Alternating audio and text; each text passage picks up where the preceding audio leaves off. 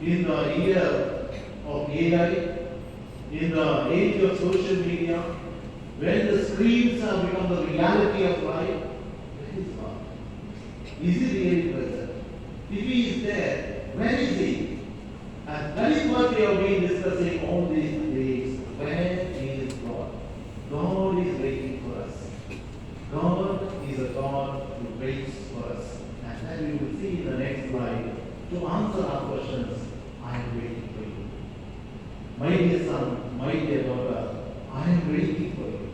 In your silence, I am waiting for your silence, but you are hardly silent to find me. Because most often we are occupied with our screens, there is seldom silence to introspect and to find what my soul is longing for. God is waiting for us, waiting to embrace us, waiting to give meaning to our search, waiting to tell that you are special to Him. And in the next slide, we will again see, I am waiting for you in the Holy Eucharist. I am waiting for you in the Holy Eucharist. My dear son, my dear daughter, I am waiting for you in the Holy Eucharist day and night to identify with you. As I have told you, I will be with you till the end of the world. Here I wait as a prisoner in a tabernacle for you, waiting for you, longing for you. When we find no meaning, when we find that everything around us is not so good and pleasant to us, here the Lord waits for us. My dear son, my dear daughter, in your search for meaning, here I am waiting for you. What is our response to Him?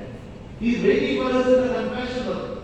And when we are broken, when we are weary, and when we are going through the hardship, when nobody understands me, with my generation, sometimes my own parents do not understand me. When I go through that, the Lord is waiting to touch me, to heal me, and to reconcile me, and to take me once again as His loving Son. He waits in the confessional, waiting for the souls to come and embrace Him. No mistake is great for the Lord. No sin is great for the Lord. The Lord constantly waits for us. In the next slide, we will see this beautiful quote by Carlo Acutis. Eucharist is the gateway to heaven. He did not say, he lived it. He lived it. He used the screen of his time. He used the digital media to synchronize and to bring all the Eucharistic miracles and to become the first man saved with gifts and t-shirts. Can you imagine? If we could become saints, I am sure that so many saints are sitting here in the church.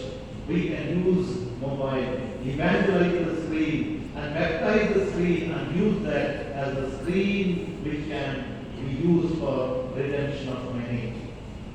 Dear brothers and sisters, I just want to end with this incident. There was this small little boy who was born in a very down-south village in India, a migrant village. One of the parents migrated from one state to the another state. And he began his schooling. Because of the situation at home and other things, he was put up in a government school. This boy studied fairly well. Later, the parents moved this boy to a convent school for his higher studies. When this boy went there, he couldn't really adjust with the timetable and the education system which was there. He found it so difficult and it was so hard for him to cope up with the situation and the study measures that were given to him. This person at once who was bright began to fail in things, began to fail in exams, and they used to complain to the parents, their son has become very poor in studies. But somehow he was pushed to class after class. Ultimately, he reaches to one particular position, he has to work for his own salvation.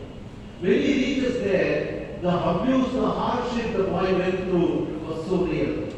Nobody understood the difficulty the son faced at home, the difficulties that he was going through in understanding things. And more than encouragement, discouragement were the words that he would have received. People would tell him, his own teachers, you are fit not to study, you are fit to cater to the sheep and goats. You are not meant to be sitting here in the classroom. You are not worthy of studies. Because of you, the only one in the class, the entire class will get a bad name because you are not good in studies. And this person eventually, when he heard all kinds of these negative thoughts, he began to believe that I am useless. I am not worthy for studies. I am not worthy to do anything better. And I am a person who is not fit for anything. And this inferiority crept into him, and it was very hard for this boy to overcome this. And he would sit hours and hours before the Lord, crying, pour out his anguish, pour out his pain, and say, Lord, where are you? Nobody understands me. Nobody understands how I am going through things. Nobody is there to encourage me. So later he said, okay, whatever the situation is, I will prove my worth. He began to study, and for his one class test before the final examinations, he tried to pass. For the first time in his life, he passed in two subjects, that is maths and English, which he never passed. And the teacher began to ask him, you are not capable of passing. How did you pass? Where did you copy from? That shattered the boy altogether. He thought he is not worthy of anything. But again, his strength came from the Lord. He went in search, sat in the churches, looked at the blessed sacraments, prayed, Lord, am I useless? Lord, am I a person meant only to be like this? Am I a person who is not worthy of anything? Have you created me as a useless soul?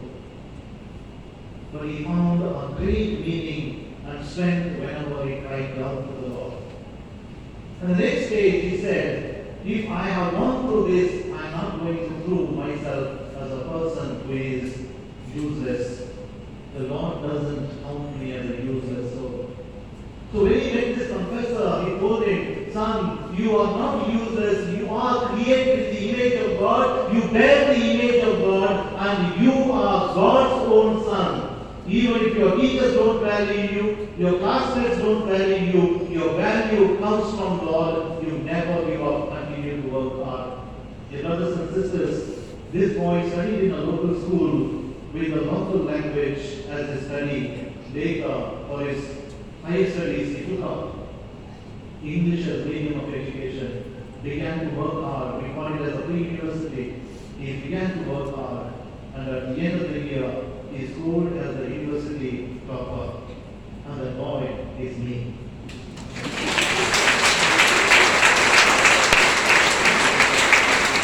Dear brothers and sisters, most often when we are going through the screens, when we are in this generation finding and searching for meaning, the Lord is not far. The Lord is near, and we forget to go to Him.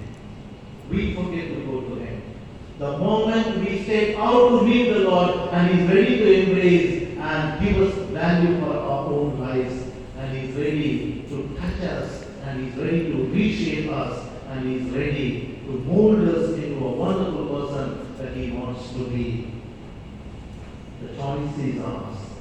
Do I want to end up in the screen alone, searching for meaning, or do I want to move beyond the screen, use the screen as a means of evangelization, and come to the Lord? And when I come to the Lord is ready to embrace and give meaning to my life. So as you all have gathered here,